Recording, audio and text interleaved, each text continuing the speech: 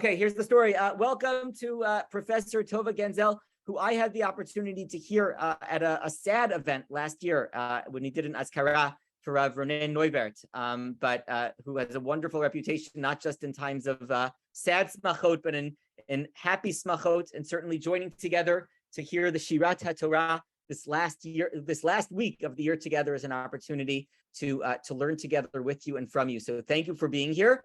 I'll ask you maybe to give a couple of words of biography about yourself. People will generally stay muted, please. They can always place questions into the chat. As I said, I'll be jumping back and forth between here and another Zoom, but if you need anything, I'll be back as soon as I can. It's great to see you, to have you with us, everyone. Thank you for joining us. And we're all yours. Did you just one question, Yona? Did you put the source sheet in the chat? I'll put the source sheet in the chat in a couple of minutes. Yeah, I'm going to start the other Zoom, and then I'll be back to do that for you. No problem. Okay. So okay, we'll see you soon. Thank you very much. It's always a pleasure to be in Israel. Actually, I'm now teaching from Bar-Ilan, so it's always a pleasure to be in Israel and to be able to be part of worldwide learning of Torah. I want to say, you did ask, I'll say one word about myself. So today, I used to be the head of the Midrasha in Bar-Ilan, and today I had an honors program in the Judaic faculty, which also has actually a program in English. It's a multidisciplinary Jewish education in Bar-Ilan University, in English for a BA, and an honors program in Hebrew. So that's my brief bio for now. And we'll go over to the shiur, to the class that we're doing now. I want to start to say that the first sheet that you're going to also have, hopefully shortly in the chat, is actually not a sheet that we're going to look throughout the class often, but it's more for you to have something to go back to or to reference if you want to kind of follow me and follow the different years. I will mention it, but what you can see here is actually a chart. And what you can see in the chart is a few major events that I'll point out, and many more events that I will not point out. But I find it's very helpful for anyone who wants to study, especially the prophetic literature in the final part of the Tanakh. When I say the prophetic literature in the final part of the Tanakh, I mean Ezra and Nehemiah, I mean Chagai, Zechariah, Malachi, I mean the last chapters of Yeshayahu, and I also mean Esther or Daniel, trying to fit all this prophetic literature on some kind of date line will, I think this chart is what it's useful to. Before we go on, I will though just mention a few brief dates that will be important for our shiur, which is geared really to looking at Ezra, the Priest-Scribe, against the backdrop of Babylonian temple officials. The first thing that I want to say is that we have the rise of the Babylonian Empire at 605 BCE. We hear about that mainly in Yirmiyahu, but also in Melachim and Divrei Yamim. It took almost 20 years, and the Babylonian Empire actually destroyed the first temple. The reason that I'm starting this as a turning point, and which is very substantial also to understand later events, is that this is part of the reason that this was so unexpected. Who's this? Yes, I just muted everyone. If there's a problem, just unmute yourself. So what I started saying was that the reason that we have to understand that this is substantial, that the Babylonian Empire only had 20 years of ruling before they destroyed the first temple, helps us understand why, even though there were so many times that the Jews were warned that the temple will actually be destroyed, no one actually thought that would come to be if the Assyrian Empire that ruled for hundreds of years did not succeed in ruining or destroying our first temple, not even by Sancheriv, who came at 605, who came at 701 to Jerusalem, to Judah, and left Jerusalem untouched.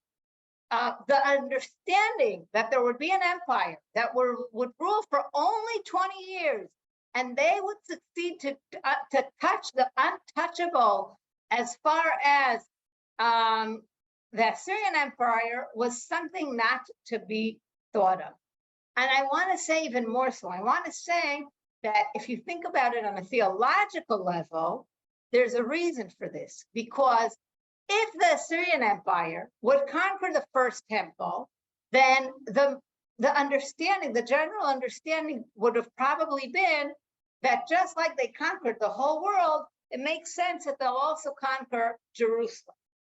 But because Jerusalem was destroyed by the Babylonian Empire that did not demonstrate such great capabilities anywhere previously, it makes it much clearer that the first temple was destroyed because it was God's will, and not as part of an empire that just has been out there destroying temples all around the Mesopotamian world.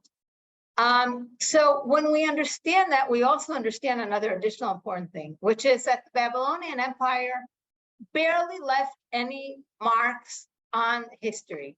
And it's not coincidental that if you go to the British Museum, if you go to other places today, you will find many tablets, and you will find many pictures and I would say things that were found that demonstrate the Assyrian rule. And then we will find often different things or possessions that demonstrate the Persian rule, but there's very minimal archaeological findings of the Babylonian Empire. And the reason it's so minimal is exactly because of what you can see here, that they rose in 605, they fell by 538, less than 70 years, or just about 70 years, and none of these years were so substantial anywhere around the world besides in Israel when they destroyed the first temple. So that's just to understand where we're standing. So when I called our lesson today, as you can see here on the title of my source sheet, and I see it's also been put in the chat, Ezra the Priest-Scribe against the backdrop of Babylonian temple officials, I actually mean not Babylonian of these 70 years temple officials. I mean what the scholarly consensus today calls the long 6th century. When we say the long 6th century in the scholarly world, we basically want to say that the theological world, the way that empires worked, started from the 6th century and on. And in many ways, the Babylonian Empire was built on Assyrian notions, and the Persian Empire was built on Babylonian notions, and there's some kind of continuum, which is why, as I said, the academic world calls this time or brackets it as the long 6th century. And that's what we're actually looking at. We're looking at what happened in the time of Shavei Tzion when the second temple was built against the backdrop of the long 6th century. And we can call it, I didn't want to confuse anyone, so I didn't call it Assyrian, Babylonian, Neo-Babylonian, Persian officials, but what we're actually looking at as is Mesopotamian influence. To understand that if the general empire was very dominant when it had to do, or when it ruled its peripheral temples, but also its peripheral states, then we will see that coming about also in the Tanakh in these relevant chapters. So that's just to set the stage. 538, Cyrus's declaration, and then we have the first level of local leaders. The first level of local leaders. They are here in bold: Shishbatzar, Nasi Yehuda. The first is the name Shishbatzar, Zerubbabel ben Shealtiel Pachat Yehuda, and Yoshua ben Yotzadak HaKohen HaGadol. Now, I want to say something about, to set the stage about these three leaders. Shishbatzar Nasi Yehuda. Shishbatzar Nasi Yehuda is a local leader, like a Nasi who's the head of a tribe. And it's the last time we'll find the word Nasi to refer to a Jewish leader. The word Nasi will be changed a Persian word, which you are all, I assume, familiar with, and that is pecha. From now on, we'll be calling the local leaders pecha.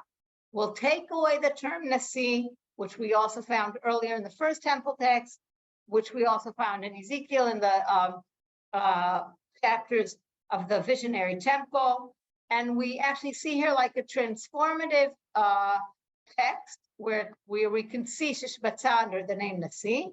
And the reason I'm emphasizing it is because it makes it clear that when we move to Pecha, which is the Persian name for a local leader, it's obvious we're actually under a Persian influence, which will also mean that what kind of obligations the local leader has towards the Persian Empire is carved from who they are and what are their what's on their to-do list, or what are their authorities.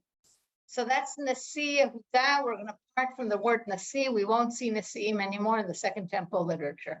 Then we have Zerubbabel ben Shealtiel Pachat Yehuda. And here you can already see the Pachat come in, right? I just said before that the Nasi will change or become Pecha, because that would be the local leader's name.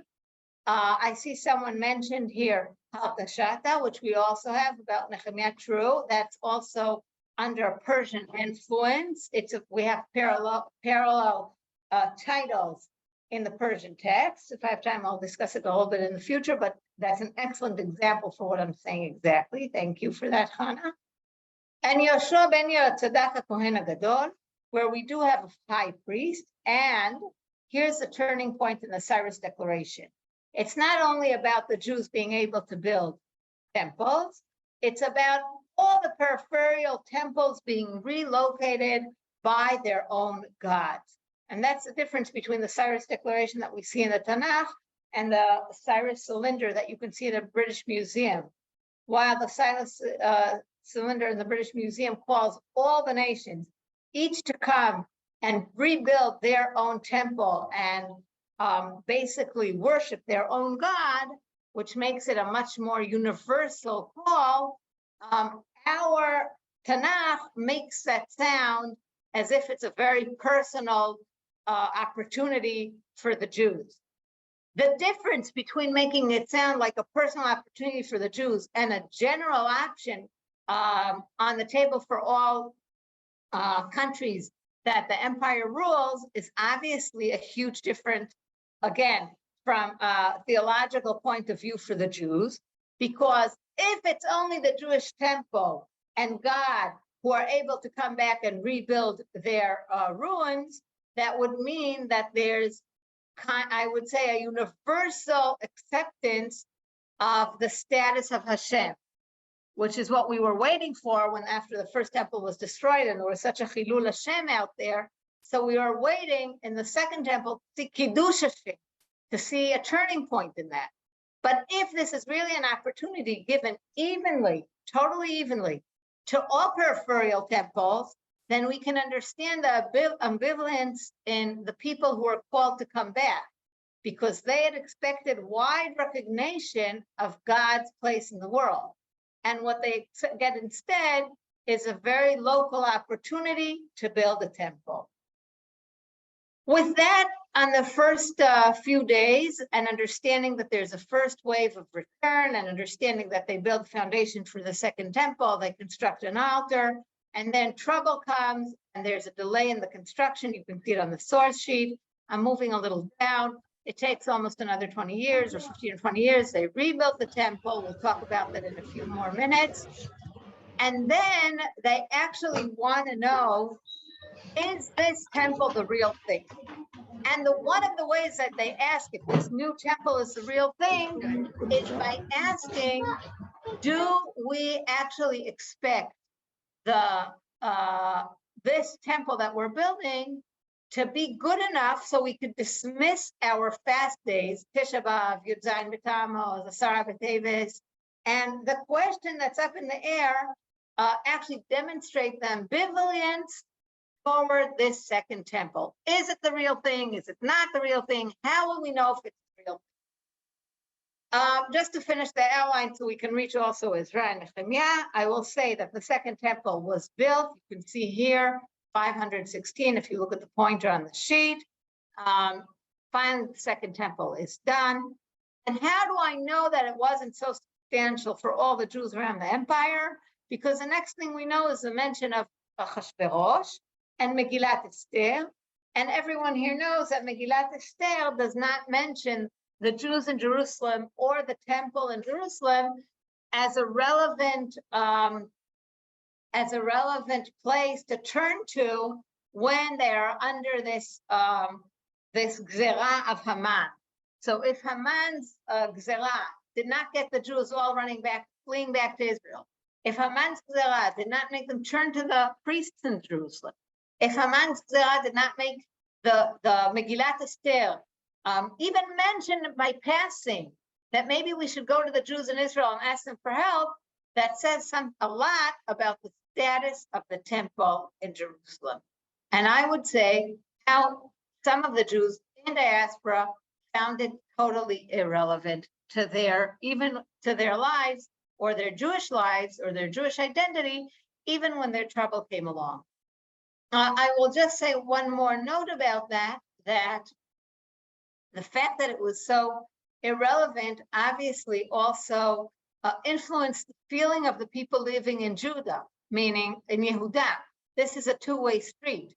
If people in diaspora, Jews in diaspora, don't see this as the relevant place to run to when there's a problem, then the Jews in Jerusalem kind of ask themselves, wait a minute, what are we all about? Is this really what Hashem promised?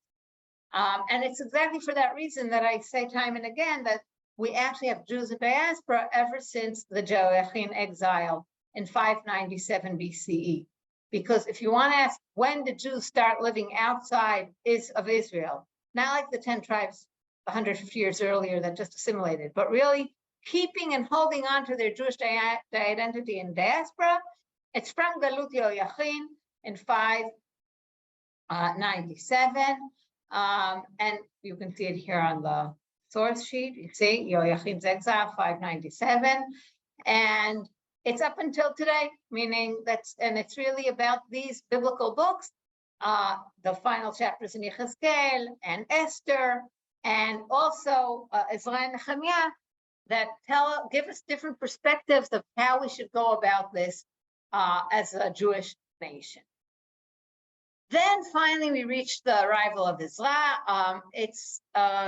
It's a question also among scholars, also about the rabbis, how exactly to date these chapters. I'm not going into the different conflicts of what to do here with the dates. I gave here a general option. Sometime in the middle of the 5th century, we have the arrival of Israel. A few years later, probably the arrival of Nehemiah.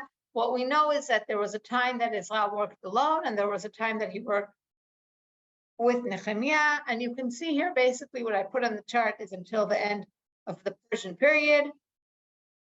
What I further put on the chart, just for general knowledge, and that's the bottom of the first page, is really just so we get an understanding of how substantial Hanukkah is when we reach finally the years you can see here. This is still BC. This is a mistake here. Still CE. Yeah, this is right. But how substantial Hanukkah is, because since the Jews built the second temple here under the approval of the Persian Empire, it is clear that they had religious independence. They can do whatever they want as far as what will they do with their rituals and how will they sacrifices in the temples. And they could do what they want as far as what are the Torah reading customs and how does that play out. But basically, they did not have any opportunities that they could decide on their own anything that had to do with how their state would be run. Because on any level that was not concerned, that did not have to deal with religious affairs, but had to do with just how to administrate a state, they were totally under the authority of the Persian Empire, which is why when the Maccabees came, they were for the first time under the Romans, they were also so happy, under the Greeks, they were also so happy and able to not only worship the way they wanted religiously, which is why initially they went out to battle, but also having an independent state. And if you look at the years carefully, you can see that we're talking about just a little bit more than 70 years, which is why many people in Israel are anxious and say that, I've heard it quoted even from Naftali Bennett when he was a prime minister, that we know how to run a state for 70 years. The question is what happens after that. And the reason they look back at 70 years as an independent state is because of these years here that are put involved. So that's just from minus 141 to minus 160 to minus 63 BC. So that was just, until now, we were in an introduction. Now, in order to look at the leadership that Nehemiah and Ezra and then Nehemiah dealt with, I want to really to look at the verses. I did my best to bring them here in English and in Hebrew. So if you go back to the timeline and we look back at it, you can see now we're going to speak about, we'll start off with the book of Zechariah. And this is where Zechariah takes place. After we've outlined the historical context, we are after, you can see here, the Jews got permission to come back to Israel. We are after the first wave of return. We're after the foundation of the second temple. But we're also after the construction was stopped, right? And then you can see here the general dates, 522, Dariavish, the rules. We have Kanguzi and then Dariavish. 520 comes Zechariah, and what he really wants is to push rebuilding of the second temple. Here, the leadership of the second temple come into position. I think what we'll do is like this. You have the source sheets also in the chat. I will make this a little bit smaller so I can see the Hebrew and the English. And what you can also look at in the source sheet in the chat, and I will translate it briefly as we are going along. So we're talking about the 8th month, the second year of Dariavish. We will hear the ambivalence in the voices of the Jews.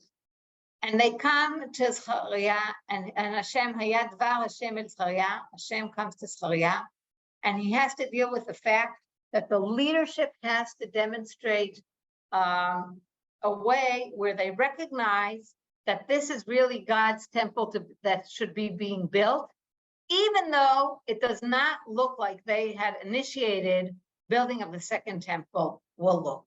And you can see he says very, very clearly, yes, Hashem was very angry with our fathers. The reason he was very angry is because they didn't obey his rules. I told them they should come back. They never did come back to worship God. They never did so. And therefore, they got what they deserved. And that's what we see here. Listen,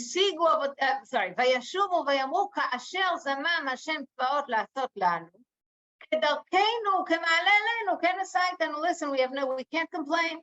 We didn't worship God the way we should have. And that the Lord has dealt with us, I'm reading this translation off the Zechariah, according our ways and our deeds, just as he proposed, meaning there's nothing we can say. We didn't do what we should have. But if we didn't do what we should have and we didn't do tshuva, why should we expect the second temple to be built now in a way that can really fulfill the first temple? We haven't changed. That's the backdrop of this lesson. At that time exactly, Zechariah has to deal with the people's understanding that it's not clearly at all that Hashem is back with them. And he does it in many ways. Haggai does it in many ways. But since this shiur specifically is really focused on leadership, and I want to reach Ezra, then I just took here one image just to demonstrate what their feeling is. And they say, we're walking around in Jerusalem. We're walking around the land. Everything is silent. Now, when he says everything is silent, what he means to say is nothing's happening here. We don't see action. We don't see, buildings being built. We don't see things taking place. ויען מלאך השם ויאמר השם צבאות, עד מתי תרחב את ירושלים ואת ערי יהודה אשר זעמת זה 70 שנה? When will something change? When will we feel that there's a turning point? When will we feel that really God returned and he's with us? ויען השם את המלאך הדובר בי דברים טובים, דברים נחומים. And here we get the answer after he says, we walked around and we don't see anything. And it's already been 70 years, you can see here, which you placed under a curse. He says, 7 years? The Lord replied with kind, comforting words to the angels of God. All we hear is a general statement that God comforted me. He said good words. He does not say here, there'll be magic and everything will be exactly like the first temple. He does not say here, just hold on and it'll meet all your expectations. He does say, כנוק ויאמר עלי המלאך הדובר, ויקרא לאמור, כה אמר השם צבאות, קינאתי לירושלים ולציון קנאה גדולה. I was very jealous for Jerusalem. Someone here is asking me if we is Zechariah and the angel. So it's a image of that's a little bit more complicated to explain.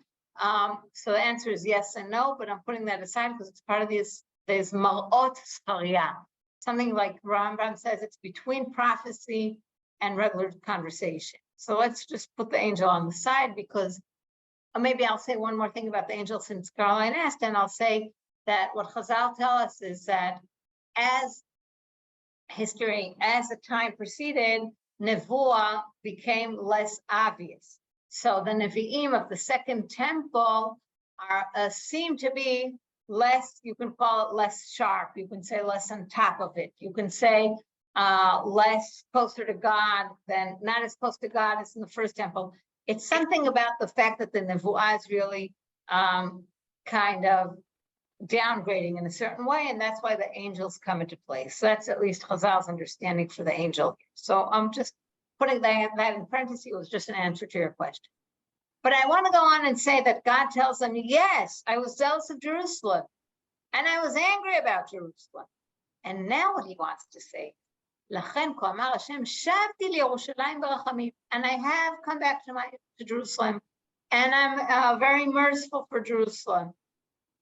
ביתי ייבנה בה, and yes, you should build this temple. It will be my temple. And we see it all through the 2 chapters of Nehemiah too. נאום השם צבאות, וקו ינטה על ירושלים, עוד קרא לאמור כה אמר השם צבאות. Here is a very substantial point that I want to make. And he tells them, there will be a day that the Jerusalem cities will explode from how good and how much building and how full they will be. Even though what you see now, and just so we compare it, what they see now is, התהלכנו בארץ, והנה כל הארץ יושבת ושוקטת. Now there's total quiet. Now we don't see any impact, we don't see any influence, we don't see anything. We don't see God's Hashem coming here and with a clear turning point on the ground. But שבתי לירושלים ברחמים ביתי ייבנה בנאום השם צבאות. I will come back to Jerusalem, and something dramatic will change, and it'll change so much that the city will explode, will be full of people. Okay. That's to understand the situation Ezra and Nehemiah had to deal with. Even though by the time they came by, the second temple was built, initially the situation they had to deal with was a situation of a shattered dream, a huge gap between their expectations and between the reality they met. And I want to demonstrate in one more nevuah in Zechariah, this time the second chapter. It's the second source on our source sheet. There's someone with a measuring rod. And here comes the angel or the Navi and says, wait a minute, where are you going? And he replies, again, this is an image, like I said before, between concrete nevuah and something that's more like a mar'eh, a dream, a vision. I'm going to measure Jerusalem, kama rochba v'kama orka. If someone's going with a measuring rod to measure Jerusalem, it's another way of saying this city is staying so small, I could measure it with a measuring rod. It's so much not like my expectation. It so much doesn't meet or address what I would want to see or hear about Jerusalem when the second temple is being rebuilt. Vayomer elav, rutz daber el hana'ar alaz, run to him and tell him. The prophetic message is, prazot teshev Yerushalayim merov adam uve'ema betocha. Ve'ani ehyeh lanu Hashem chomat esh saviv ulechavod ehyeh betocha. If we already spoke before about the promise that Jerusalem will have good, will be reestablished again, so now we see a more concrete promise. What's the promise? There'll be so many people living in Jerusalem that it won't need a wall. It will be impossible to put a wall around the city, let alone measure it with a measuring rod. Why? Merov adam uve'ema betocha. There'll be such an explosion of people that you won't be able to measure it with a measuring rod. And since it won't have a wall around it, God promises, ve'ani ehyeh lanu Hashem chomat esh saviv ulechavod ehyeh betocha. I, says God, will be the person who actually watches the city, who protects the city. I will be their wall. So when you finish this nevuah, you kind of understand two things. One is how complicated the current situation was when the second temple was being rebuilt, how much it didn't meet their expectations, but also even more so that building a wall around the city basically means giving up the prophetic dream, because the prophetic dream is there'll be so many people, there'll be an explosion of people in the city. Only God will be the one to guard the city, or his fire will be the wall around the city. So now I'm going quickly to Ezra. First chapters in Ezra, the first 6 chapters are a retrospective description of the first days of the second temple. Ezra's days, as we saw in the chart, are later on, but the chapter that we have in source 3 is not from Ezra's days. It's from the chapters that give us a retrospective point of view. And what does he say in the 4th chapter? Shim'u sarai Yehuda u'Binyamin ki bnei hagola betocham bonim echad Hashem. The people that were enemies to the people who were building the temple heard that the temple is being built, and they wanted to join. Now, just imagine there are people who've been living in the country from the Assyrian empires, because just like the 10 tribes were exiled to the big Assyrian empire, maybe next to Nineveh or to Ashur or to different places. In the same way, they also brought to Israel communities from around, or people from around the empire that exiled to Israel. So these different populations that exiled to Israel in 722 BCE, 732 or 22, or approximately in the 8th century BC, and have been living here ever since then, we're talking at least about 150 years, want to join the construction. As far as they're concerned, these people who are building the building now are newcomers. They just came back from Babylonian. The Hebrew-speaking people, it's not Hebrew, it's Aramaic, but the Aramaic-speaking people are those who had come here after the Assyrian exiles around in the Assyrian Empire. And they asked to build with the Jews building the temple, and they say, Nivnei imachem, we want to build with you. Kikachem nidrosh le'elohechem, we want to be loyal to your God. And we've been loyal to our God Mimei Asarchadon Melech Ashur, from the days of Asarchadon Melech Ashur, who brought us here. ויאמר להם זרובבל ויהושע ושאר ראשי האבות לישראל, and the leadership told them, no, לא לכם ולנו לבנות בית לאלוהינו. Only Jews here that are recognized Jews can build this second temple. כאשר ציוונו המלך כורש מלך פרס. So when they did not agree for the second temple to be built, it took much more efforts. It was finally. The only pasuk that we really hear a glimpse of Megillat Esther in the book of Ezra and Nehemiah is this pasuk here that I put in bold, because it tells us, "V'sochrim aleim yoatzim le'afer atzatam." They kept hiring people to bother the Jews when Kol Yemei Koresh. Koresh is the first one who acknowledged the fact that the Jews could build a temple, like all other peripheral temples. Melech Paras ve'ad Malchut Dariavish Melech Paras. In the middle, there's one more king called Kanbuzi. Nothing substantial happened in his life, and he's not mentioned. ובמלכות אחשוורוש בתחילת מלכותו כתבו שטנה על יושבי יהודה וירושלים. And here you can see this glimpse to how, as the book of Ezra actually mentions in a roundabout way, what happened in Megillat Esther, because it says specifically in the region of Achashverosh, at the start of his region, they drew up an accusation against the inhabitants of Yehuda and Jerusalem. If I had to put another pasuk here, I would say, like the description in Megillat Esther, whether it's a specific time of what they see in Megillat Esther or a similar event, I don't. Okay, finally, we're reaching Ezra and Nehemiah. Nehemiah,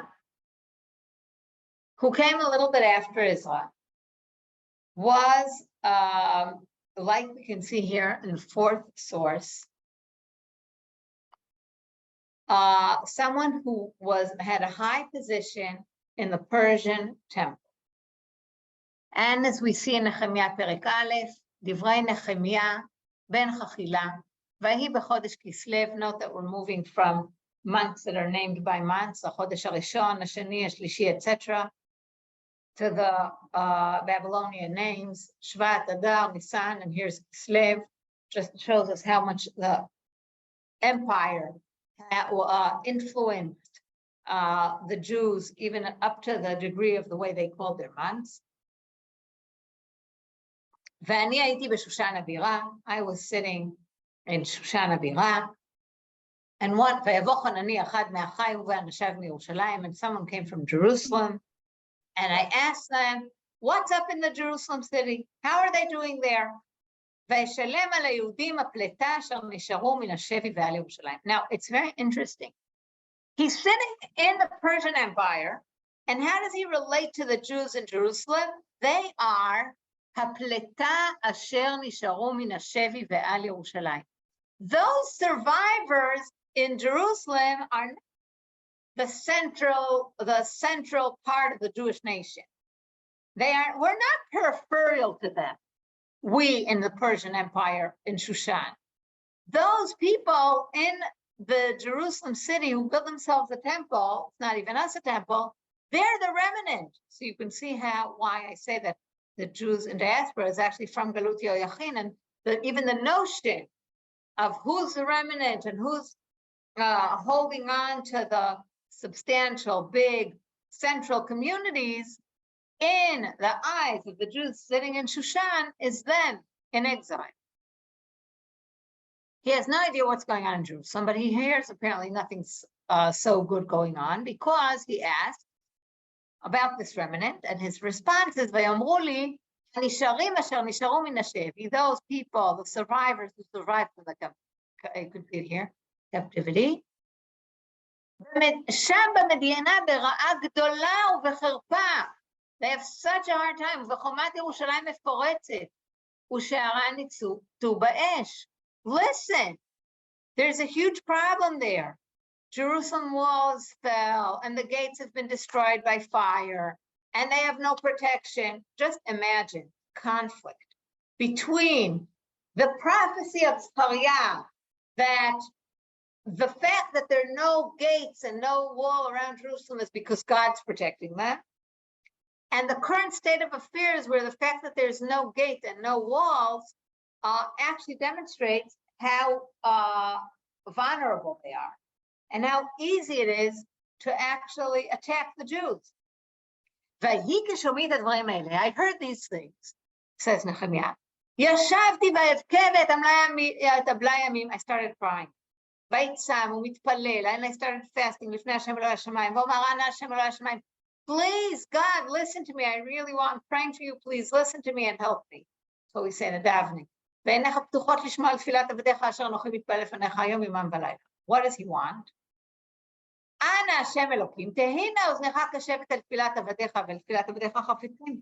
Please help me succeed. Now, what is he asking? Be merciful to me. Who should you be merciful with me? In front of the Persian king. Why? I was the king's cupbearer. I hope I'm pronouncing it correct. So, Mashkel HaMelech, like we have Sarah Mashkin, he was the Mashkel HaMelech. Now, I'll tell you, since I've gone through pretty many Persian tablets, and I can say in their readings that this is one of the 7 or 8 highest position in the Persian palace at that time. He's not this number 10. He's 20 or 30. Pretty high up. Now he waits from Kislev until Nisan. Presumably, like some of the commentators say, because no one wants to move from Babel to Jerusalem in the middle of the winter. That's not exactly the time to be traveling across empires. But if you wait from Kislev until Nisan, then it already becomes spring, and it's a much better time to do traveling. And what happens that year? I brought wine to the king, and I gave the king the wine that I usually give him, and he had nothing against me. Why do you look bad? Okay, I was very, very frightened. I was very worried. But what does he want to say? He doesn't want to say the name Jerusalem. Jerusalem is a bad word to say. Everyone knows that Jerusalem was this troublemaker city. I see there are 15 minutes left, I'm on top of it, don't worry. Everyone knows that Jerusalem is this huge bad city, a troublemaker city. Everyone hears awful things about Jerusalem. So he doesn't say the word Jerusalem. He says, I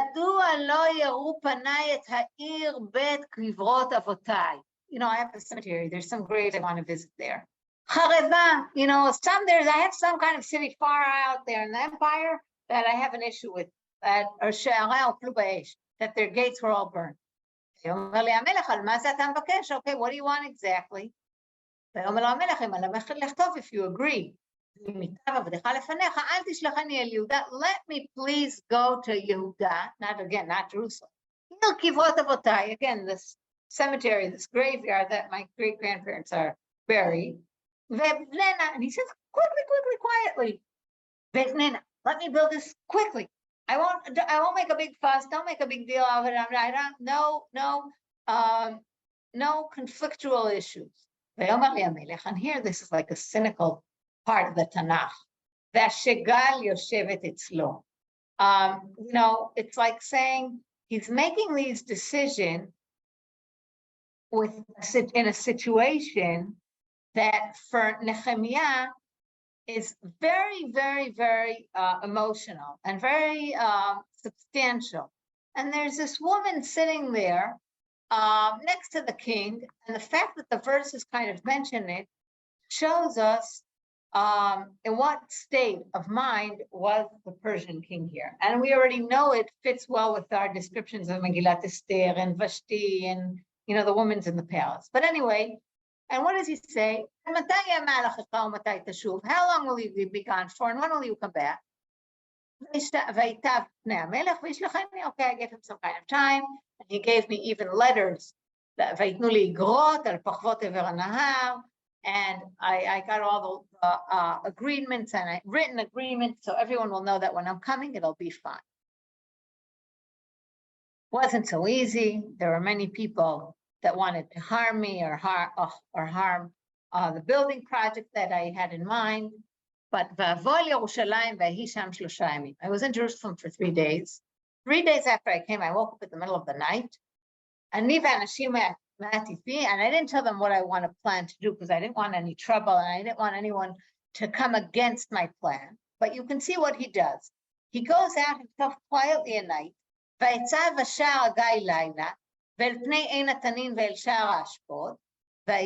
can see it here. And he sees exactly what he was told that happened to Jerusalem when all the gates were burnt. What's amazing here is that he goes on and he sees all the gates, and it's such a wreck that it says, I passed through one of these places. It was such a wreck that even my animal, I couldn't pass when I was riding. I had to kind of get off the animal. We had to kind of figure our way out. And that's the only way I can actually pass through the ruins of the temple wall. And then really he comes and he tells his officers don't know where he went. אומן יוסף ליהודים ולכהנים ולחורים ולזקנים וליתר, ואומר עליהם, אתם רואים את הרעה אשר אנחנו בה, אשר ירושלים חרבה. You see how bad we are. ושעריה ניצו באש. לכו ונבנה את חומות ירושלים. Now, I want to emphasize this, but too, where he calls them to build the temple, the Jerusalem wall and the Jerusalem gate against the backdrop of the Nevuah of Zechariah. And let's just look again for 1 second briefly at the years. Zechariah tells them, as we saw before, at about 520 BCE, Hashem will be with you. The temple wall, the Jerusalem gates and the wall around the temple does not have to be built because Hashem will be your wall. That's 520. And at about 450, approximately, or 445 or 440, which is just about 80 years later, Nehemiah comes down the road and he basically tells them in a very, I would say, severe manner, listen, the Nevuah you're waiting for to happen, that won't happen this time. Meaning, it won't be about God sitting around the Jerusalem being our gates or watching our city or having fire around our city to protect us that God will create. If we want to be realistic, we have to understand it's up to us. If we want to be realistic, we have to be part of what's happening here and actually get our act together and build the city wall. So on a technical level, you can say that when he calls them to look at the bad state they are, and build the Jerusalem ruins and the gates that are destroyed and rebuild them and make sure that everything gets better, on the one hand, he's doing them a huge favor. He's really taking care of something that should have been taken care of a while.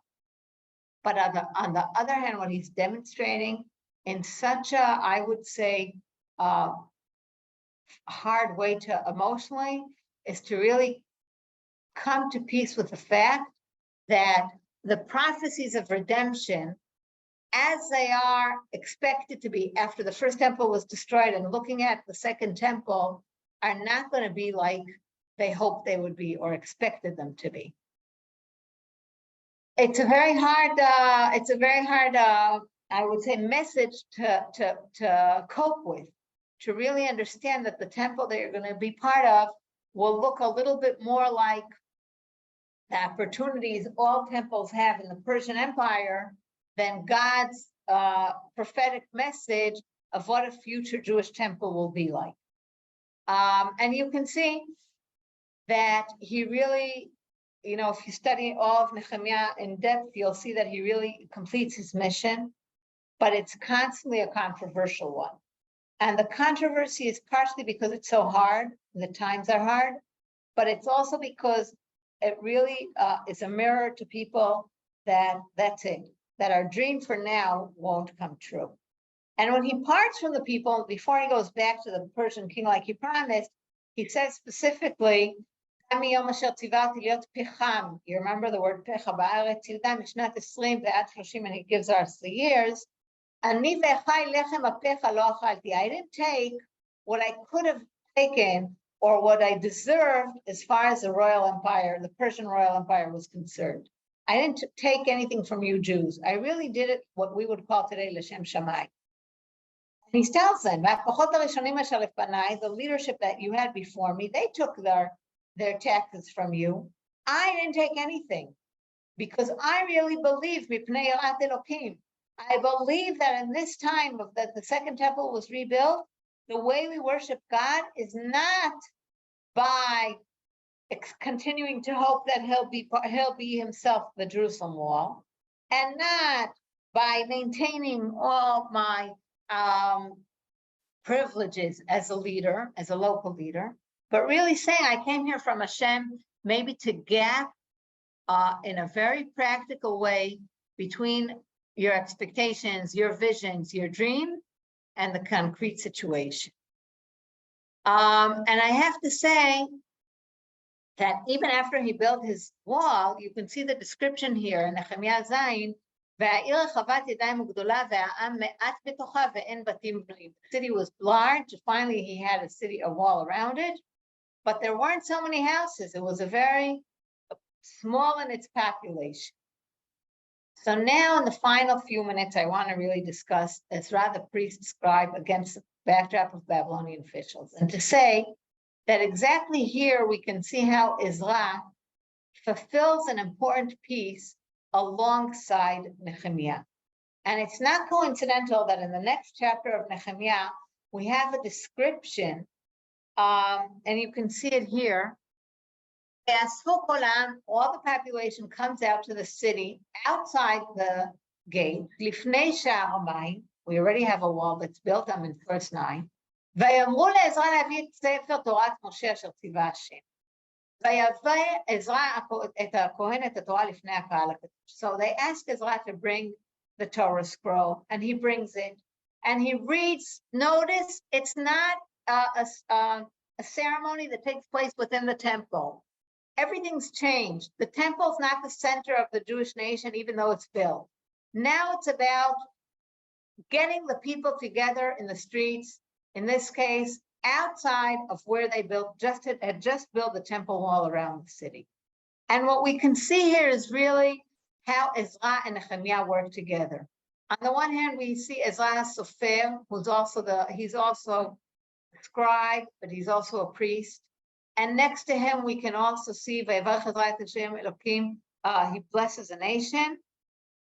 And here you can see Vayomer Nehemiah hu atirshata, and that's what Hannah asked me before. Ezra Kohen Sofer. You can see two leaders working together. Ezra, that has the more ritual side, I would say also a spiritual side, and Nehemiah that works together with him on the spiritual side, but from a practical aspect. And together they have a joint leadership model that really takes the nation through the theological, spiritual, I would say, challenges and the practical challenges.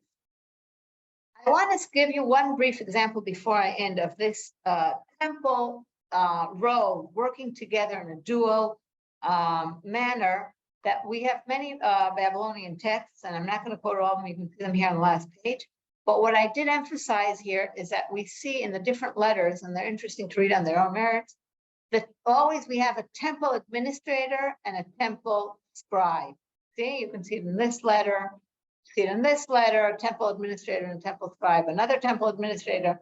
The dual role of a temple administrator and a temple scribe, which may seem totally new in the role model of leadership in, if you look on the backdrop of the Torah, where we of the Beit Rishon, where we have a king, there are no kings here, where we have a prophet, where we have a high priest, we have a different model of leadership, where a scribe is only a person who copies different kind of signs onto tablets. Here we see a different leadership where there's an administrator, a temple administrator, and a temple scribe.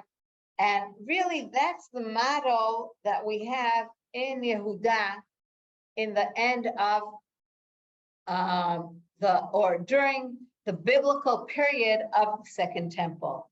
A leadership that really responds to what is common knowledge within the Persian Empire, but uses it, including even the permission from the Persian king, to facilitate really, I would say, a bridge between the dream and the shattered aspects of this dream, and try to really set a stage for a different kind of Second Temple that will really make the best of what they have, but also put in the forefront that it's much more about what the people decide to make of it than of what the God will bring to them from heaven. Which is why, and here I will end, when the people ask, should they stop fasting about the Second Temple and about the First Temple during the Second Temple, God's reply to the people is, I don't know, it's up to you. It's about what you'll do with the Second Temple. If you decide that this Second Temple is substantial and make it substantial enough to, in practice, respond to what your expectations were, stop fasting. But if it's not yet, and you feel Jerusalem is not the way it should be, then maybe not. And I think that's a big history, a big lesson that we can have in history between our expectations that things would kind of happen from Shemayim and where our responsibility comes in. And it's obviously also appropriate, Erev Rosh Hashanah. That's it. So if you want to ask any question, I have another few minutes.